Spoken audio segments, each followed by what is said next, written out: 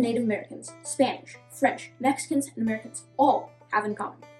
I'm Sam Samuels, your host on 5 Minute History, and proud inhabitant of the state of Colorado. On our show today, we're speaking with expert Colorado natives who will shed light upon Colorado's rich history. We will look at the lives of the earliest natives, why the explorers and settlers came here, how and why Colorado got its borders and statehood, the natural resources and industry of this mighty state, the landforms that define the land, its capital city, and my hometown, Durango. To begin, let's speak with Jeremy Jangles, a Native American historian, about the earliest inhabitants of Colorado. Colorado is in the southwest part of the United States, once the home of many Native American tribes, like the Utes, Arapaho, Pueblo, Comanche, Cheyenne, Apache, Shoshone, and Kiowa. There are now only 2 Native American tribes living in Colorado, the Mountain Ute and Southern Ute. Before settlers came here, the natives roamed this land, following the herds of buffalo and elk, trading and fighting amongst each other, and sharing many religious and healing ceremonies in common, like the bear dance. They lived in domed willow houses called wickups, in teepees, and in pueblos. Colorado has plains to the east, the Rocky Mountains that divide it in half running north to south, and the Colorado Plateau in the western side. The natives lived everywhere in this land, summering near the mountains where it was cooler. Then they moved their homes and wintered on the plains and plateaus. The Spanish were the first to explore Colorado. They gave the land its name, which means red, because of the color of the silt in its rivers. Black Bear Bronson, Mountain Man, is here to share with us about the explorers and settlers who first journeyed here. In the 18th century, Juan Maria de Rivera came to Colorado from New Mexico, searching for silver.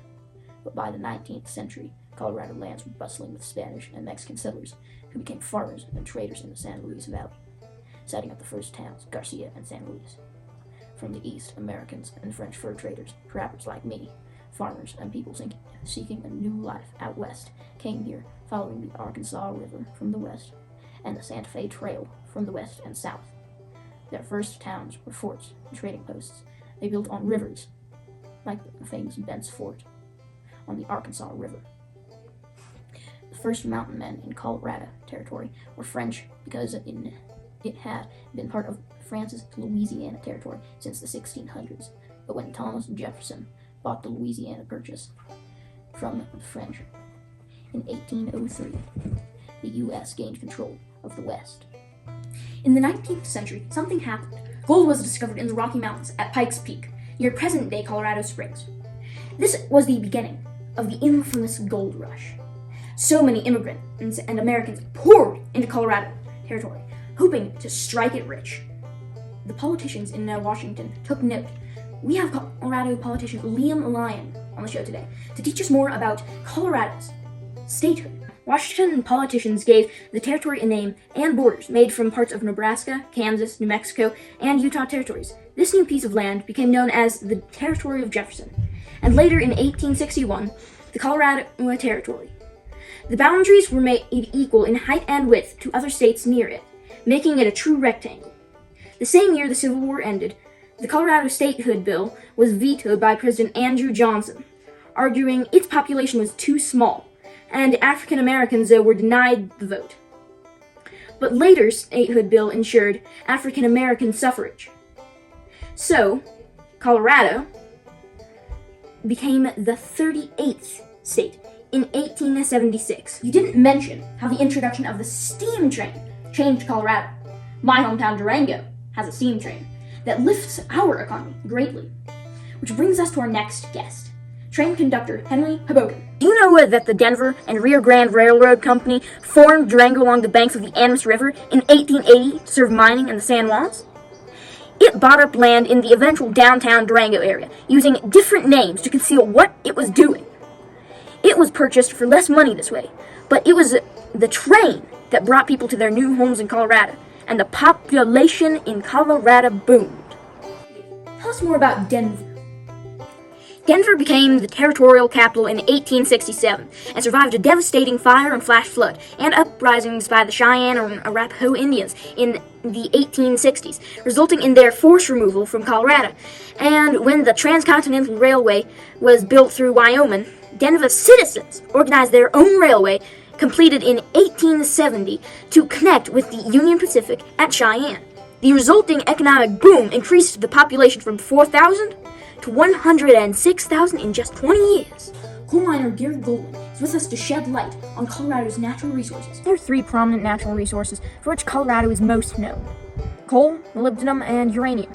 Molybdenum is used in stainless steel and in spacecrafts. Uranium is used in nuclear reactors, and of course there's also coal. And we can't forget about the vast amounts of oil and natural gas that generate electricity.